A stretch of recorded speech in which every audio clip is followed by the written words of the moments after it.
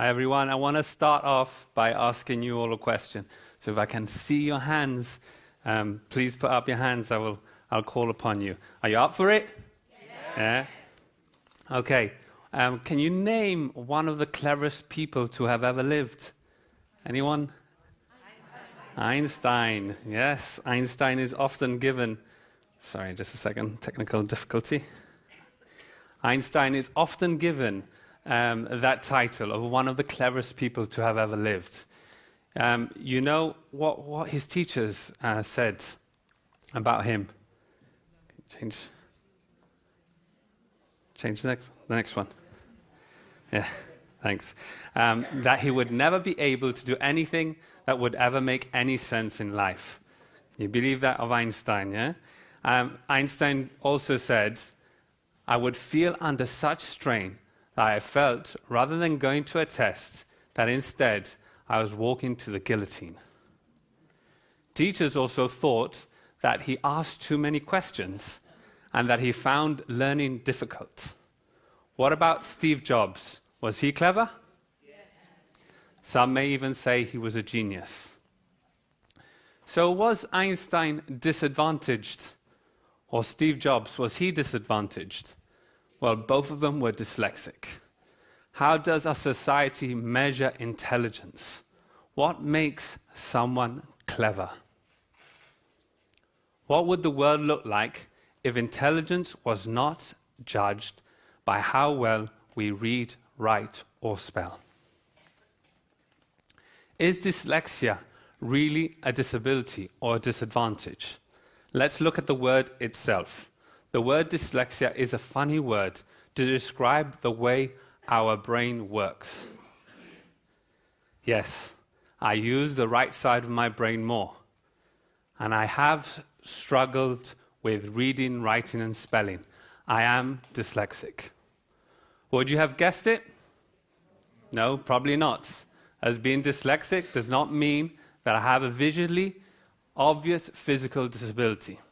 Some may even say it's not a disability at all, but just a different way of learning or thinking. Anyway, let's go back to the word. Dyslexia. This means difficulty or difficult, and lexia means words. So it's difficulty with words or language.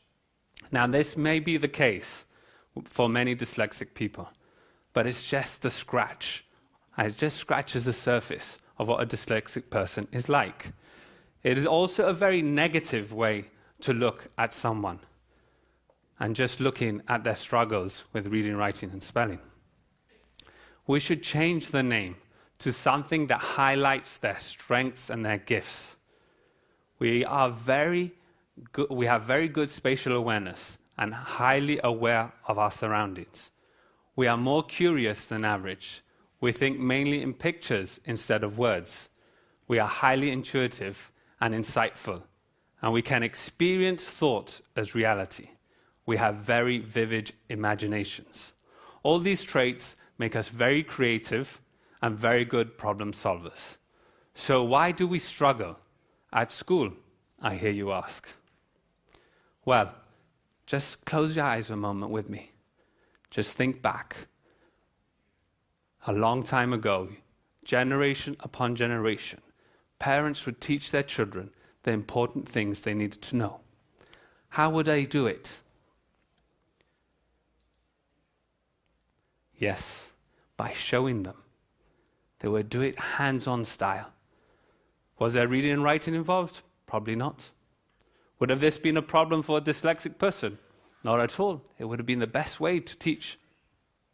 So why did we change it? Something that worked fine. Why did we change it? I'll tell you why. Because about 600 years ago, in the 1400s, the printing press was invented. The world would change. The way we taught changed completely. And by the 1600s, schools were using the printed word to pass on information. How many of you here in this auditorium did apprenticeships back in the day? I can't see you, but hopefully a few. How many of you think apprenticeships should be, more accessible nowadays? Yeah, many people come out of school without the necessary qualifications to get a job. Are all these people stupid or incapable of getting a job? I would bet that with the right support and teaching, they could.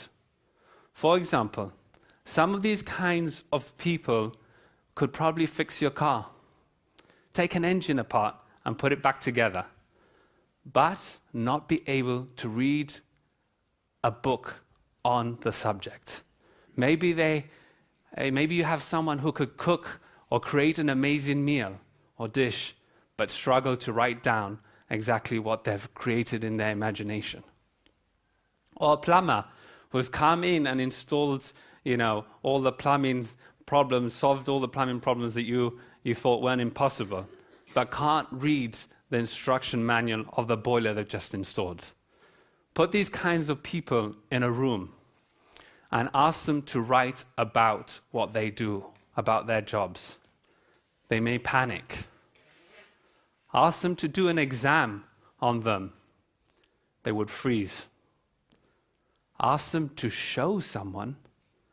Ask them to talk through it with someone, and they will light up, come out their shells and shine. Some may be dyslexic and suffer with low self-esteem, even think that they are stupid. That is why I explain, just because someone may struggle with reading, writing, and spelling does not mean they cannot succeed in life, or indeed in the workplace. Often recognizing and understanding dyslexia is the first step to overcoming your difficulties. As a chairperson of the Gibraltar Dyslexia Support Group, I get a lot of calls from parents. I remind them that dyslexia often runs in families, and even though it may not be obvious to the untrained eye, our parents or our grandparents may have been unrecognized dyslexics. In my family, it's rife. Maybe more than the average, 10%. Yes, 10% is the average. But I'm sure in my family, it's more like 40%. I think more of my cousins, my uncles and aunties are dyslexics than aren't. But maybe that's just me. Many entrepreneurs blossom later on in life. A great deal of self-made millionaires are dyslexic. Many of them don't even have a fancy degree. Some were school dropouts. Maybe you are thinking about someone right now that may be dyslexic. Maybe it's a family member. Maybe it's you. Remember that the stats show that in this auditorium there should be at least 30 dyslexic people with varying degrees of dyslexia. So let's look at the likes of Einstein and Jobs as role models. For what people might